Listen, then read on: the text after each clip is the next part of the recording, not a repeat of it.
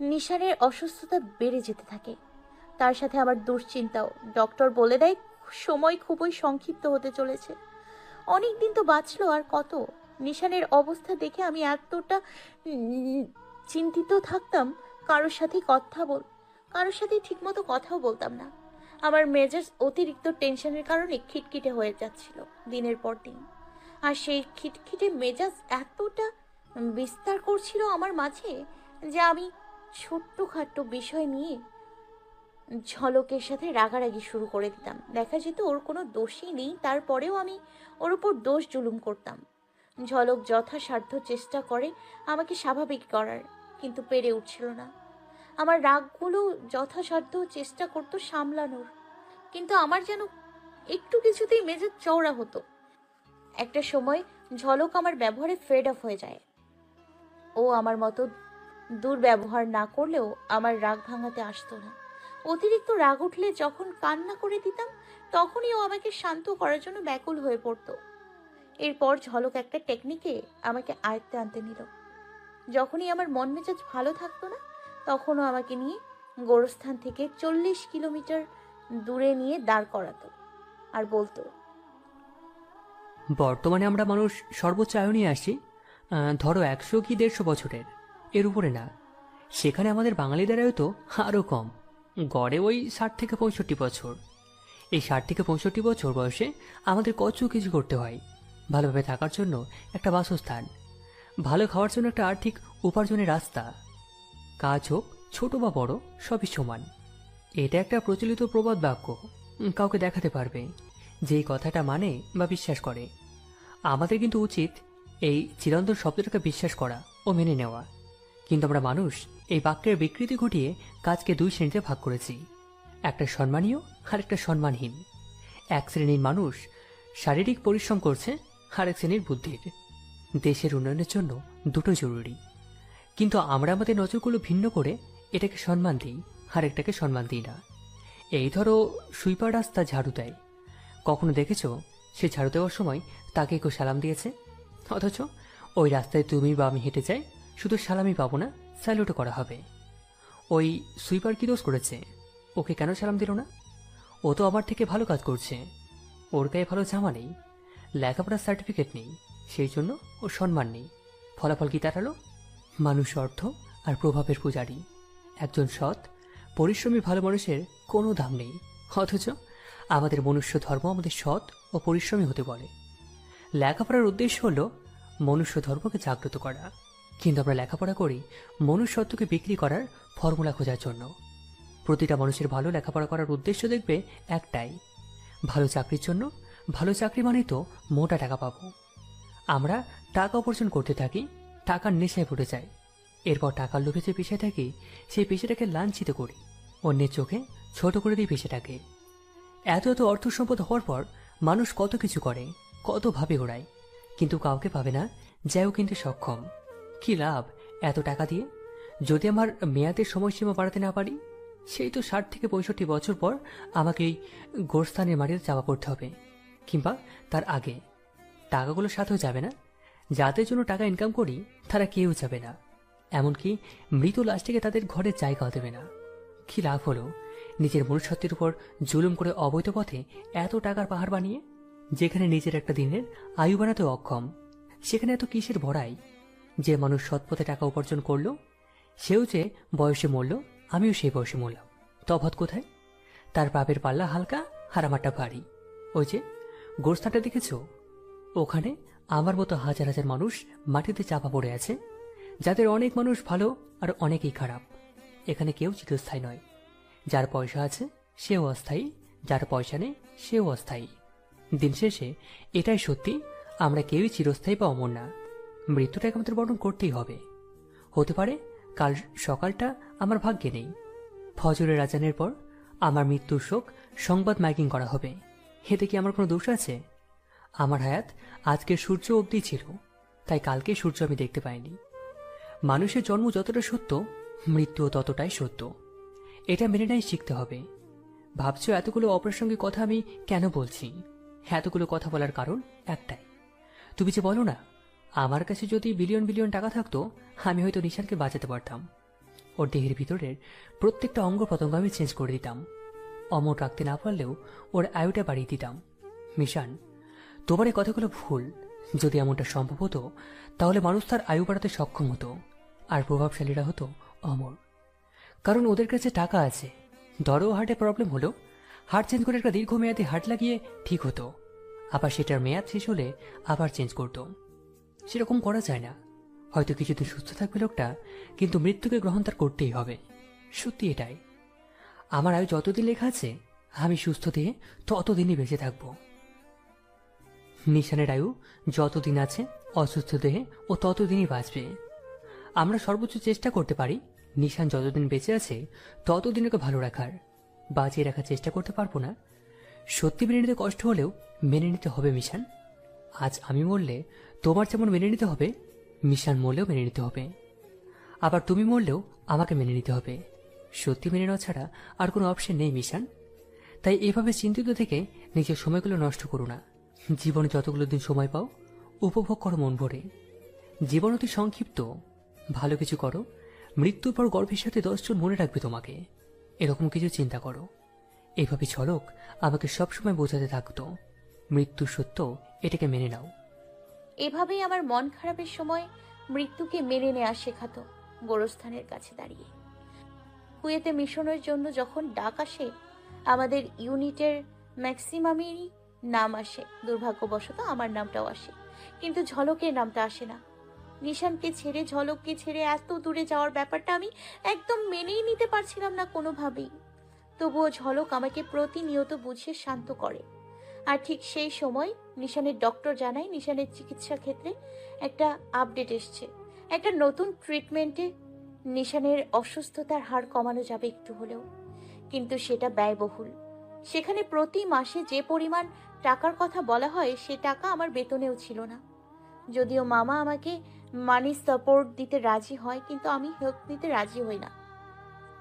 কারণ মামা আর কত করবে আমাদের দুবোনের জন্য? তারও দুটো ছেলে আছে, পরিবার আছে। সব যদি আমাদেরই দেয়, নিজেদের সন্তানদের কি দেবে? আমি মিশনে যাওয়ার প্রস্তুতি নেই। মিশনে যাওয়ার জন্য বেতনটা মোটা অঙ্কে আসে, সেজন্যই আসলে যাওয়া।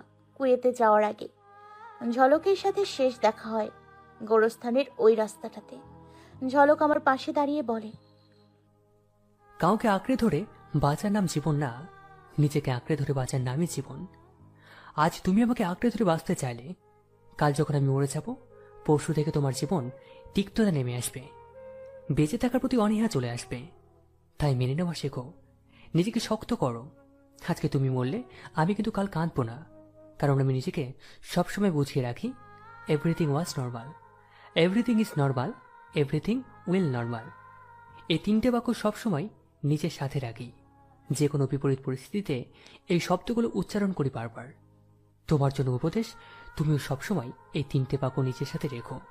দেখো, একদিন অনেক শক্তিশালী হয়ে উঠবে তোমার এই মন। আজকের দিনেও তোমার মৃত্যুর বিষয়ে ক্লাস নিতে হবে? কত দূর যাচ্ছি আমি ভেবে দেখেছো? জানি না আবার কবে দেখা হবে। অন্তত আজকে অন্য কথা বলো। তুমি বলো আমি বদলে গেছি। ভেবে দেখো, আমি না তুমিই বদলে গেছো।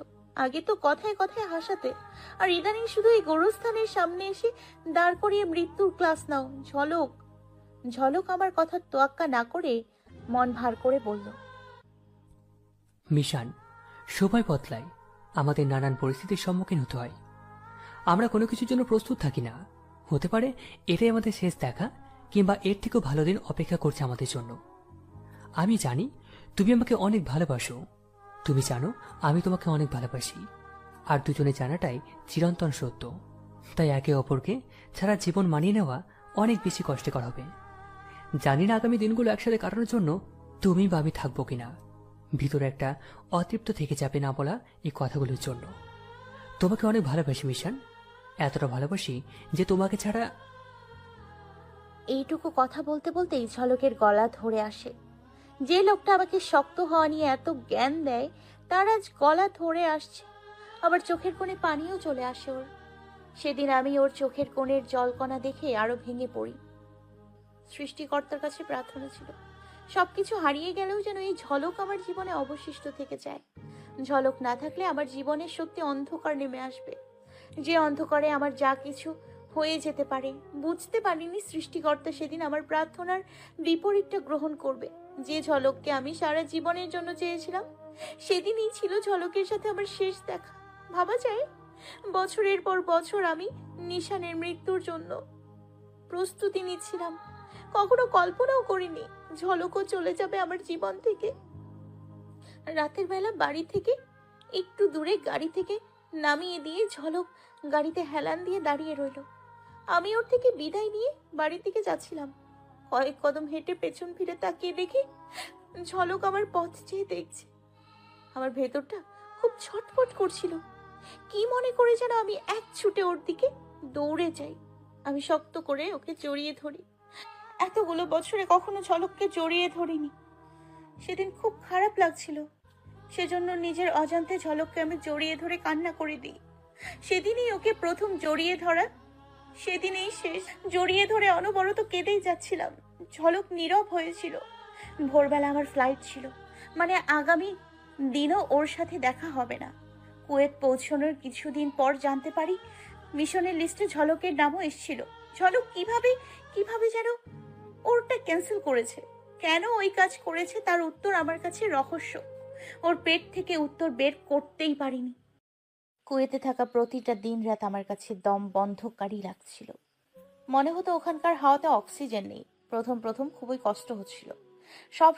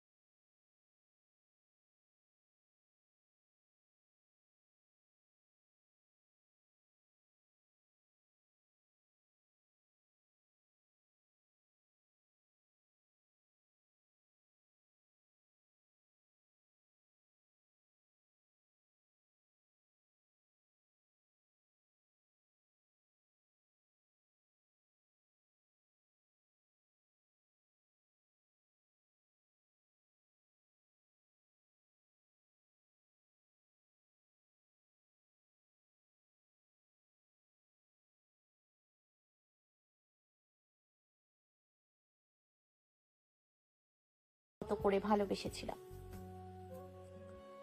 ঝলকও তেমন নিজের মতো করে ভালোবেসেছে আমায়। আমরা দুজনেই কখনো সাধারণ প্রেমিক প্রেমিকার মতো ছিলাম না, তবুও আমাদের জীবনে কোনো সমস্যা আসেনি। সব ঠিকঠাক প্রবাহমান নদীর স্রোতের বেগের মতো চলছিল। বছর কেটে যখন আমার ছুটির সময় এলো, আমি ক্যালেন্ডার